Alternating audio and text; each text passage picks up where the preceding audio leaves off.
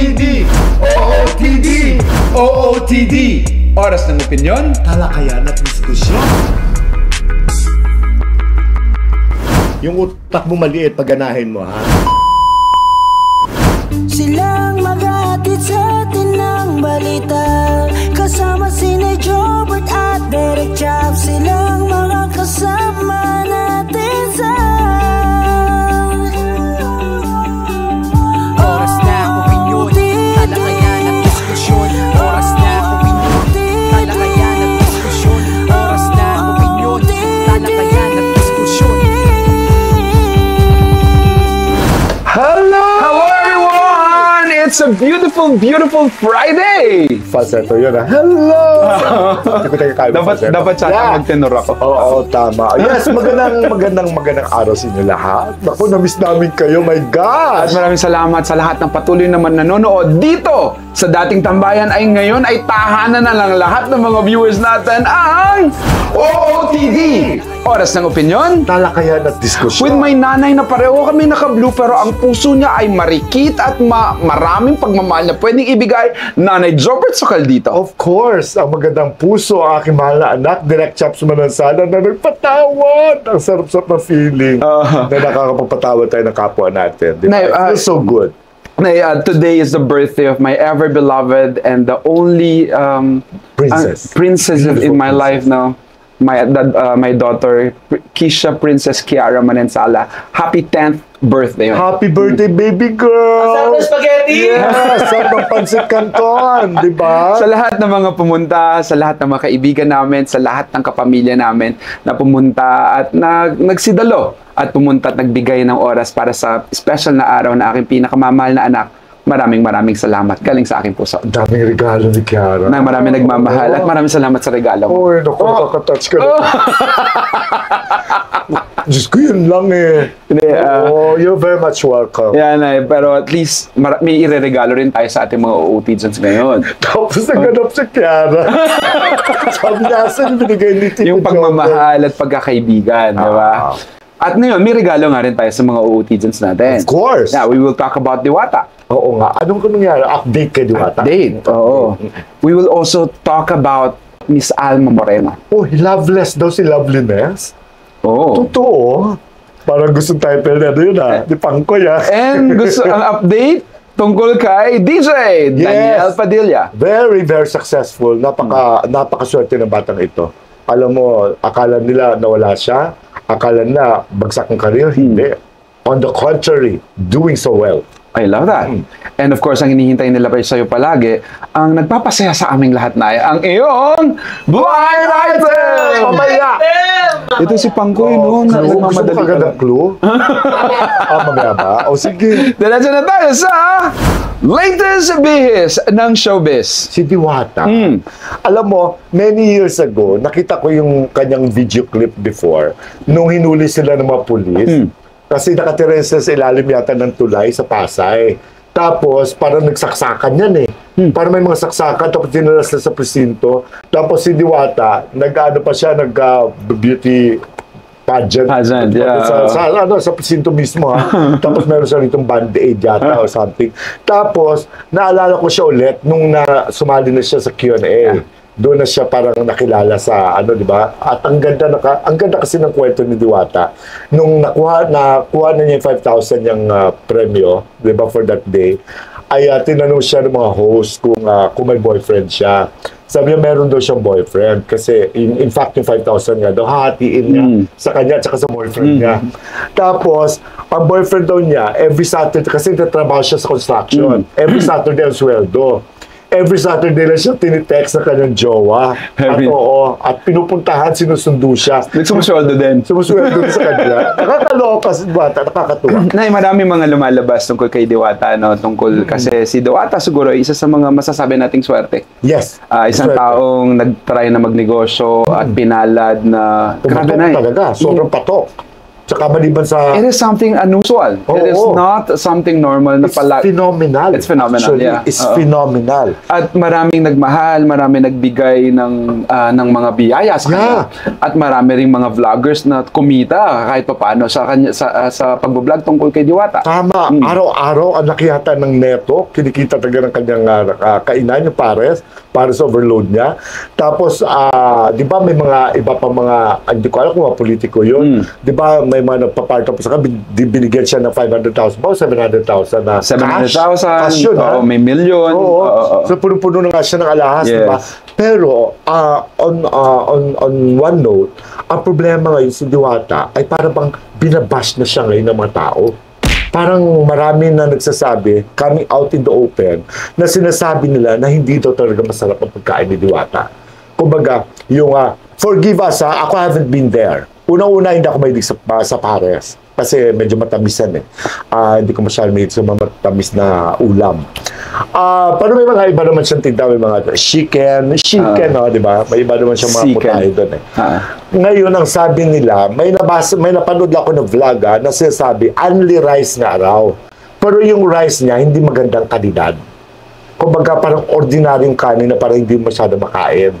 May sinasabi rin sila na yung tungkol sa kanin na yan dahil nga marami mga leftover, maaring ginagawa nila, inuulit nila at kinukuha nila yung leftover na yun. And there are speculations like that, no?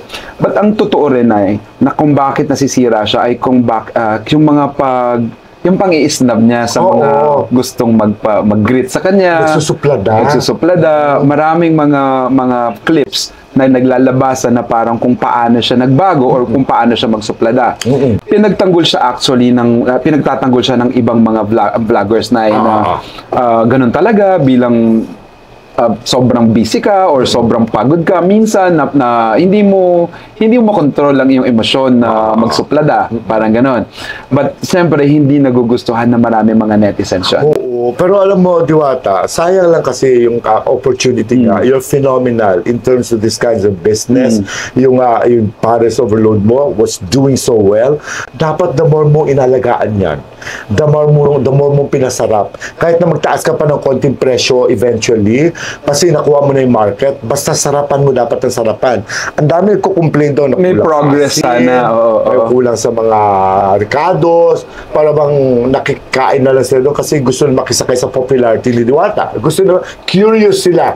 Pero ang importante dapat dito, Diwata, pag nagnegosyo ka, especially sa food, yung babalikan ka.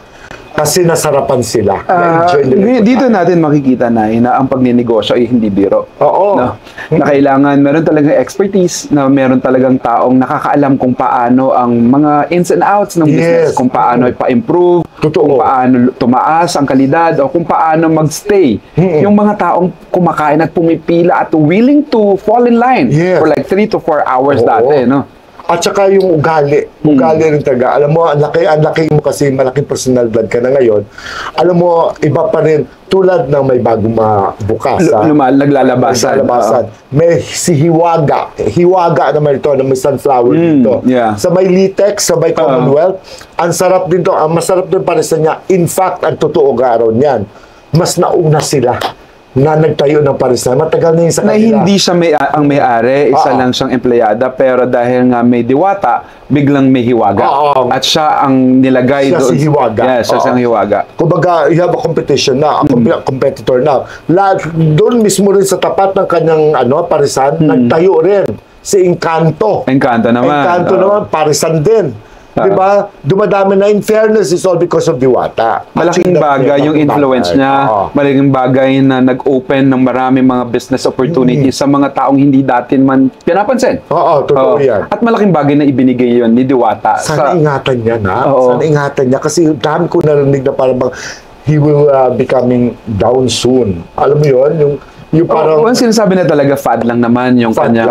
Pero ang sa akin ay tama ka sinayang, huwag sasayangin. Diwata, sayang. Kasi kung meron kang pwedeng makausap na ma-eksperto, pagdating sa negosyo, kung paano mo ma-maintain yung kung anong meron ka ngayon, importante at napakahalaga nun. Kasi you have long life to go. Diba? Many years pa sana yung Diwata. Just so we're not ending our lives tomorrow. Naalala ko na yun nung panahong 27 years old pa lang ako, no? I got my first million. Kumita, I mean, kahit papaano, talagang binigyan ako ng swerte ng Panginoon. Pero hindi ko alam kung paano siya gastusin. At nawala na lang ng ganon. Hindi mo na alagaan. Yes, hindi mo na alagaan. Lahat naman tayo dumadaan sa ganyan. And there are things that we have to learn from this. With what's happening with the social media na mga OOTians, di ba kayo, napapanood nyo ba yung iba-ibang mga clips ngayon ni Diwata, yung mga dati niyang mga videos? Biglang naglabasan na Parang feeling ko ito, baka ngayon ay meron ng advisor si Diwata on what's the best thing to do. No? Pero I hope it's not yet late. Oo, sana. Kasi habang andyan pa yung mga tao, huwag natin hayaan sila. Let's not drive them away. Kasi bibihira ang ganitong swerte na dumating sa buhay ng isang Diwata. Diwata, huwag kang magalit sa amin. Ito ay payong Kaibigan. Kaibigan. Na alagaan mo, huwag mo sayangin. Sa mga kumakain pa rin at mahilig sa mga parisan, kagaya namin ni Nanay, we are not really a fan of pares, but just the same, kung gusto nyo pa rin makakain at kung gusto nyo pa rin sumuporta, let's give the support and continue giving support to the people kasi libre lang naman yun, magkano lang naman yun Pero alam mo na, if I were them, yung mga kumakain doon, mag-suggest sila. Kumbaga kung talagang, kasi I'm sure a lot of them would be happy to suggest and kung anong, pero dapat si Diwata must be open for that. Yes. Huwag niyang masamain. Kasi para rin sa kanya yun. Kung talagang gusto niyang tumagal sa negosyo ito. Okay? Diwata, good luck pa rin, no? At sa lahat ng mga negosyanteng sumusulpot at nag-uusbungan, we are but so happy na may mga opportunities na dumadating sa kagaya natin, na mga ordinaryong tao, pero ngayon ay sumisikat na sa social media. Yes. Yun. Okay. Speaking of sikat na At speaking of Paranaque. Okay. Oo. Sikat si Diwata. Sikat din itong pag-uusapan natin. At siya ay barangay councilor ng Paranaque. Walang iba kundi si Miss Alma Moreno! Si Loveliness! Diba? Pag Alma Moreno pag-uusapan, syempre dating first lady na Paranaque yan. Ako nung mga kabataan ko, naalala ko kay Miss Alma Moreno ay isang magandang babae. Ganda talaga yan. Sobrang ganda. Na ang galing-galing umarte and out of nowhere, diba may mga sinasabing hindi raw siya marunong mag-Ingles, pero sumikat siya ng ganon. Pagdating sa sayawan, pagdating sa aktingan, nagkaroon siya ng mga panahon na talagang sikat na sikat talaga siya. Hindi ordinary kasikatan yung kay Alma Moreno, ha? That was the time na naglalaban sa rival talaga nito, si Nora at si Vilma. Di ba, ang hirap sundan ng Nora at Vilma. At nang pumasok siya. Nang pumasok ang napakaganda mukhang Alma Moreno, oh my God, nakalusot siya, pang third. In terms of popularity, ha? Ang ganda talaga ng babaeng yan. Walang makeup, ang ganda-ganda. She's from Cebu. And she's a natural actor. Actually, na-discover yan sa Cebu, parang may shooting yata doon. Tapos nakisiksik siya at nakita siya ng isang direktor. Parang ganyan. Tapos pinadala sa Manila, ni-launch. She was what? 15, 16 pa lang yata when she was launched sa pelikulang Eva Fonda 16. Yes. Eva Fonda 16. Ang ganda-ganda niya. Sumikat na sumikat. Talaga napaganda mukha. Alam mo, wala. Nagsitabihan lahat ng mga artista nung dumating sa Alma Moreno. Until she fell in love. She married Rudy Fernandez. Tapos si Tito Dolphy. Si Joey Marquez. At saka, di ba, nag-live pa siya kay Gerald Madrid. Tapos, I don't know what happens to her now. Kasi, ang alam ko, she's loveless now. Loveless si Loveliness. Parang hindi pwede, di bagay, ano? Saka, pero alam mo, di ba, naging consular siya, tapos naging sa Consulars League of the Philippines. Yes, siya president ng Consulars League of the Philippines. And then, tumakbo siyang senador. Oo, nasira siya doon kay Karen Davila. Oo, sa PH bill ba yun? Alam mo, si Karen naman kasi, yung Karen din to Tumatawa si Pangkoy na yun. Kasi napanood na yung Pangkoy yun Sa Pangkoy, naawa nga siya kay Ness Di ba, si Ness kasi napaka-candid. Alam mo, admitted naman niya na hindi siya ganun kahusay. Sa Ingles, minsan din niya naintindihan. Pero she has to go with the flow. So, yun, kaya tuloy hindi siya lumusot kasi ginawa siyang katatawanan. At ngayon ay, kawawa naman. pinili niyang maging ano yun? Counselor sa barangay. Sa Oo, barangay. oo. Alam mo, sa Tambok, sa Tambok, Paranaque, siya ay barangay counselor dyan. Nakita ko yung feature sa kanya ni Morla Lino ba? O ni Julius Babaw. Na-interview siya. Ang ganda-ganda interview sa kanya doon. Tapos nabi niya that she's okay now. She's renting an apartment yata doon. So yung bahay niya sa tahanan, ang nakatira doon si Winwin. Si Winwin ang anak niya. Si Van Dolph naman, ang anak niya is doing well. Kasi si Van Dolph yata is parang counselor ng Paranaque. Tapos ang asawa ni Van Dolph, si Jenny, siya naman ang barangay kapitan ng Tambo. Tapos, basta mga anak ni Alma is okay.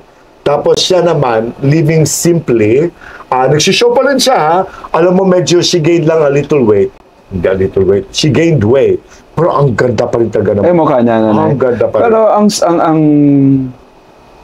bagay na natutunan natin sa buhay ni sa Alma Moreno. Kagaya ng mga nanonood ng mga artistang sumisikat at mga pasikat na ngayon, no?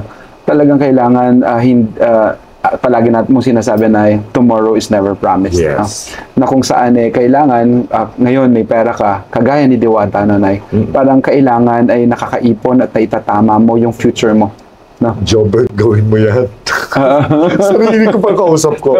Diba? At saka si Alma, totoo yan. Kasi si Alma kasi napakagalante niyan eh. Parang noro-honor din yan eh. Mapagbigay, no? Ang hilig kasi ni Nes, magpakain sa mga samahan, mag-hotel. Yes. Hotel happy kahit maganda ang bahay niya. Gagastos na sa hotel. Kukuha ng mga kwarto, tapos i-treat ang kanyang mga friends. That's how she was before. Siyempre, hindi na niya magagawa masyado ngayon na kasi wala siya masyadong cash, no? Pero okay naman siya. Nabubuhay naman. Na on the other hand, maaaring pinili niya yung maging masaya at okay lang sa kanya kung anong meron buhay sa ngayon. It's a matter of choice talaga at the end. And you can never question her being a mother sa pagiging nanay sa mga anak niya. Napalaki niya na maayos sa mga bata. Kaya mga OOTians, what can you say about that learning, no? You can share your thoughts with us, and at the same time, yung mga nanonood pa lang at hindi pa nagsasubscribe, subscribe na kayo. Oo. 40,000 na tayo. More than 40,000 na tayo. At pindutin nyo lang ang subscribe button dyan at yung notification para ma-notify kayo every time that we have our new episodes. Oo, ha? Basta, Nes, we love you. We love you, tita. Basta, kita-kita tayo. Minsan-minsan, pasyal-pasyal tayo. Si Nes kasi masarap kasama eh. At masarap ka kwentuhan. Masarap ka kwentuhan. Hindi ka maubusan ng topic sa kanya. At ang pinakamagandang kwentuhan ngayon na topic, Nay, ang topic tungkol kay DJ. Sino DJ? Daniel Padilla. Oh, yes! Ay, nako, leksyon. Siyempre, pag nag-usapan Daniel Padilla, oh my God. Alam mo, nagiging mas yummy ang batang ito actually ngayon, now that he is single. Parang naalagaan niya ang sarili niya ngayon. Parang, self-love. I'm not blaming Katrin. Self-love. Self-love. I'm not blaming Katrin. Siyempre, wala na sila. So, wala naman siyang choice. But continue life at ang kanyang career. At contrary to what other people say, Daniel is doing so well now. Diba? Marami siya endorsements. In fact, yung isang pants, yung Jag ba yun? Yes. Tapos, may store siya na binuksan sa Dubai. Alam ko, part owner siya niyan eh. At saka, industrial partner naman siya dito sa resort. Yung sasabi natin na sumikat yun. Sumikat yun because of him. At he is very busy now because marami siyang musical events. May mga concert siya. Sa Tagum City ngayong araw na to na. Concert. Yes. Kanina. Yes. Kasi, di ba, 7 o'clock at start ang concert niya eh. Anong title nun? Pagkakaisa. Pagkakaisa. So, medyo may political to ha. Double meaning yan. Marami ibig sabihin ng pagkakaisa, diba? Kumuha sa kanya doon, alam ko, governor ng Tagum. Oo, dapat kasi yung friend ko, si Joshua Ang, yung gwapo kong friend, super gwapong friend from Davao, ay gagraduate na. Nilalambing niya ako na baka pwede raw siyang pumunta ron sa Tagum kasi from Davao City siya. Barkada ito na Labaste. Duterte. Magwapings. Tapos pupunta sana siya doon para ma-meet niya sana si Daniel Padilla. Incidentally, si Dominic Correa, ang publicist kasi ni Daniel, ay tinawagan ko kasi akala ko kasama siya doon sa concert. Para sana kung nakarating, halimbawa, kung nasama si Dominic, papupuntahin ko sana kanina si Joshua para makita niya si Daniel. Kaya lang hindi pwede kasi wala si Dominic eh. Na-bump off siya. Na-bump off siya sa entourage. Kaya hindi natuloy si Dominic. Maraming mga gustong maglibre daw kay Dominic na eh. Oo. Para pumunta doon. But Pero wala naman siya alawan. he decided not to. Oo. Kasi- But we are sure that what with the things that's happening with Daniel Padilla, despite of all the pain and despite of everything na pinuntahan niya, Nay. Alam mo, gusto itong may pupuntahan siyang Alam mo maganda. yung batang ito, may sariling upuan to sa music industry. Hindi lang siya basta artista eh. He sings very well. He's an artist. Parang rockstar. Yes. Parang rockstar kasi marami kang magagawa sa kanyang mukha kasi ang gwapo eh. Siyempre kapag indayog na sa stage, Diyos ko, lahat ng mga bakla, lahat ng mga fans naghihiyawan. Ang daming fans, Diyos ko. Kahit ako nga, Diyos ko, tanda-tanda ko ng reporter at baby ko yan. Pero pag nakita ko siya, alam mo, kinikilig ako. Siguro may malisyoso lang talaga ako, no? Panagay ko lang. Baka may mali siya lang ako. Pero we learned from also the story of Daniel Padilla. No? Isang malaking artista na sumabak sa isang giyerang hindi niya inaakalang pupuntahan niya. No? Pero in fairness, mabuti andyan ang nanay niya. In fairness, no, kung merong mga magandang nangyari, andyan si Carla. Kasi si Carla, na-advise niya, kasi kung solo lang si Daniel noon, kung wala siyang family support, siguro baka yung bata medyo naligaw. Oo. Maaring wala na muna sa direksyon because of the pain that he experienced, no? Yeah, yung bashing, grabe. Yung bashing talagang mabuti may isang nanay na nag-damage control in a way. At may diba? support. May support. At saka kami rin, kasi may mga pagkakamali ang bawat isa, di ba? Sino man din magkakamali, oo. Kung yun ang pagkakamali na talaga, I'm sure pinagsisiyan din naman ni Daniel. Pero syempre, when a relationship really has to come to an end, kahit anong gawin mo, wala kang magagawa kasi nakatakda na yan eh. Nakatakda na yan ng tadhana. Kumbaga sa guhit ng palad natin yan. And that happened that's what happened kay Daniel at kay Catherine. Ang mahalaga, hindi sila nag-aaway. Yung mga fans, I'm sure naman, will realize soon. Sa ngayon, medyo mabuti nga nabawasan na eh. Hindi na ganun kainit yung pambabati ko sila kay Daniel. Pero meron pa rin. Pero kumbaga, supportan na lang natin sila. Kasi, hindi mo tayo kasali sa problema nila eh. Kaya sa mga OOT doon sa atin dyan, marami bang mga maka-DJ pa rin? Marami pa rin. Oo. Marami pa rin. You can share your thoughts or anything that you wanted to comment. We will be reading those. So. Tsaka we have to respect both of them. Even Catherine is a nice girl. Yes. Diba si Daniel naman is a nice boy. Kumbaga, hindi lang talaga sila nagkasundo. Okay, DJ, good luck. We are excited to see more of you at pumunta uli doon sa rurok ng iyong tagumpay. Yes. Good luck and congrats for what has been happening to you. Ang ganda ng career mo ngayon. Hindi ka nawala ng work. Career na eh. Siyempre, eto na. Papasalamatan na natin. May idol. Ang Mamu Bebu! Yes. Top to toe, baby wash. Yan, no? Mga batang katulad ko. Wow. At batang isip na kagaya ko. Diba? Oy, bili na kayo dito. Nasa Amazon, nasa Lazada. Wala pa sa Amazon na. Pero nasa Lazada, sa Shopee, tsaka sa TikTok, ako na talaga, kapag itong ginagamit, bumabago talaga, hindi lang katawan, pati buong CR na. Ay, maganda It's yun. different, oo. Yes, Yun. okay. Mamu Bebu. Mamu Bebu, we love you. Siyempre, ano ba ang hinihintay natin kay Nanay Matingay? Ayan. Sa lahat ng mga OOT dyan sa atin, of course, we want to say thank you sa lahat ng mga OFW na patuloy na nanonood sa atin, sa mga team abroad natin, Nay. Oo, mga team no skip. Team share. Yung mga patuloy na nagbibigay ng pakulay at biyaya sa atin, maraming salamat. Sa mga nagpakulay ngayon, maraming salamat sa inyo. Tanggol, panalo ka na naman. My God. Team Tanggol. Coco Martin. Marami sila, Nay. Mga nagmamahal sa atin at patuloy na naniniwala na ang binibigay nating opinion ay galing sa puso natin at hindi tayo nababayaran. Tama yan. And ang mga team replay, team balik sa umpisa. and team auto replay with no skip. Ayan maraming salamat sa inyo lahat. Marami na tayo. Dapat magsama-sama tayo hanggang umabot tayo ng 40 million. Diba? Ngayon, dami na nagko-comment. Eto na ang hinihintay ninyong Blind Item! Eto ang kwento. Diba? Isang sikat na ba siya? Yung TV executive. Oo, sikat na sikat siya. Yung TV Oo. executive na yun, diba? Marami namang kontrobersang na... At marami siyang show na nagsara. Nagsara, Oh, meron na kayong clue, ah. Clue na, ha? Oo, sikat ito, napakayaman ito. Sa isang TV network, nag-produce siya ng maraming shows, okay? Ngayon, marami siyang nababalitang mga girlfriends. May wife yan, may wife. May girl daw siya dati, tapos binitawan niya. Pero nakakumita in girl, isang artista dati, na controversial din. Kumita na malaki, yung girl na yon nakabili ng mga franchise ng Jollibee, nakabili ng rows of apartments, nakabili ng mga bahay at lupa, yung ganon, mayaman. Ang laki ng kinita ng isang actress sa kanya. So after naghiwalay doon, may bago siyang girlfriend. Oo. Artista ulit. Artista ulit. Viva Max. Oh, may clue na ulit. May clue ulit. Diba? Sino yan? Oo. Sandali lang. Excited Kasi naman to sa Oo. Pag Viva Max ka, ano ka? Ano mo na? Yun. Naging jowa niya itong girl na ito. So yung si girl naman, syempre, nagsimula yata yan sa booking. Tapos after that, ay naging jowa niya, nag-travel sila abroad. Nagseryoso? Diba? Nagseryoso. Nagseryoso itong si mayamang businessman.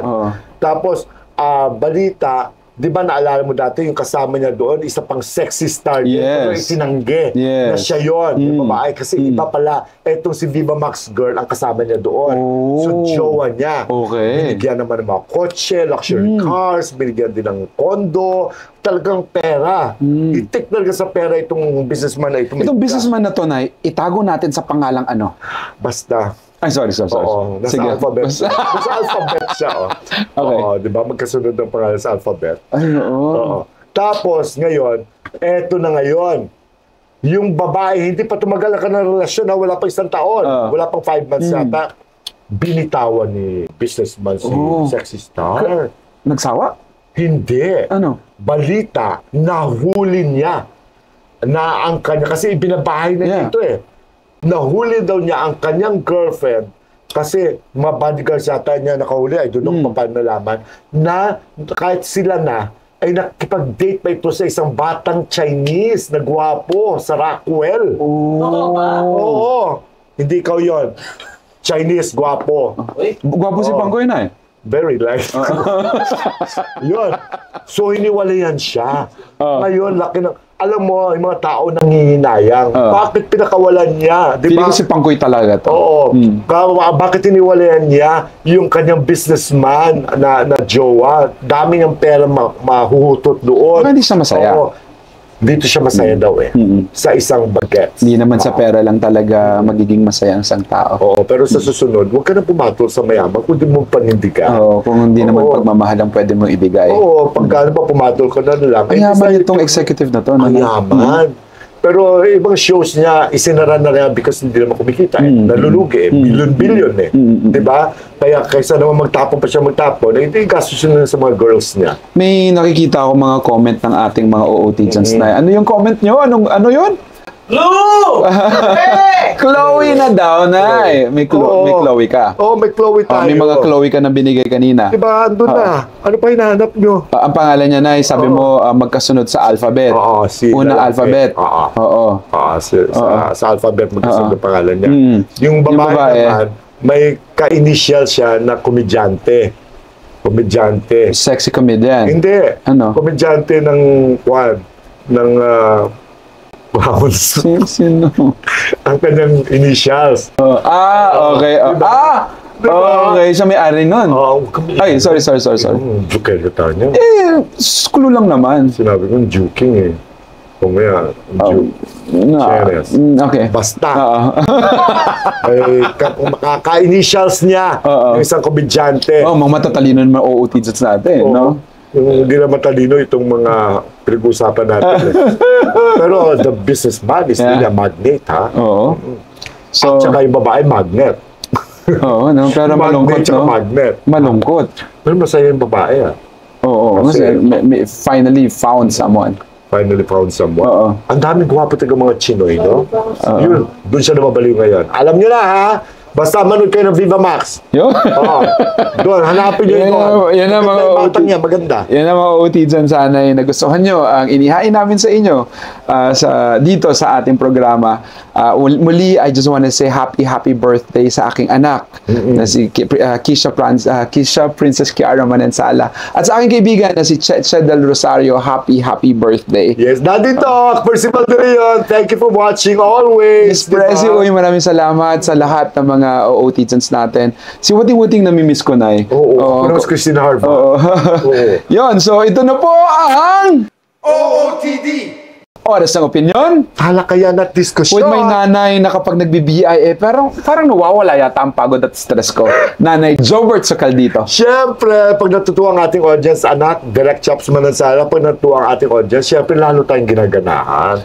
Siyempre, ibibigay ko na halos lahat ng clue. Kailang, ma-girap na. May girap na umakit sa 4th floor ng Department of Justice. Majirap Diba? na yan. Majirap na. I'll take the word majirap. Majirap. No? Life is Okay. hard. No, life is hard. Sa lahat ng mga pinag-usapan natin ngayon ay may mga may pinagdaanan na mahirap na parte ng buhay nila. Pero sabi mo nga kanina na sa pinag-uusapan natin at hihiramin ko yung sinasabi ni Solomon sa aming play na Sinadasal. Walang taong mabubuhay sa mundong ito ang hindi magkakamali. Ang mahalaga ay tanggapin mo na ikaw ay nagkamali at may matutunan na ikaw sa lahat ng mga pagkakamaling meron ka. We are a work in progress every day. At patuto ka. Huwag kang matakot na magkamali at huwag kang mahiyang magkamali dahil tao ka. Patuloy tayong maniwala. Natunay nga na mabait talaga ang Diyos. And to God be the glory. Maraming salamat. A beautiful word for the day. No? Ako naman gusto ko lang ipaalala sa lahat na ang humility is really a virtue. Kahit anong nanarating mo, like, hindi ko pinarinig sa Diwata, ha? Pero it goes for everyone. Na kahit anong narating mo, anong tagumpay ang tinatamasa mo, basta nakaapak dapat ang dalawang paa mo sa lupa. And you know kung saan ka nagaling. You have to be grateful and just be humble, okay? Thank you so much, ha? Basta we love you all. Otizans, maraming salamat sa pagmamahal. Bye! Pangkoy! Yeah! Leanne, Chang, and Sofia! Yes! Congrats! To all of you! Thank God! Bukas, darating ang anak ko. Namiss ko na siya. Oh! Galing siya sa Puerto Princesa, Palawan. Wow. Kasama ang apo ko, nakatatapos lang ng kanyang kinder. Tomorrow na arriving, ka-excited ako. Yon. I love you, babies! Bye! Bye-bye!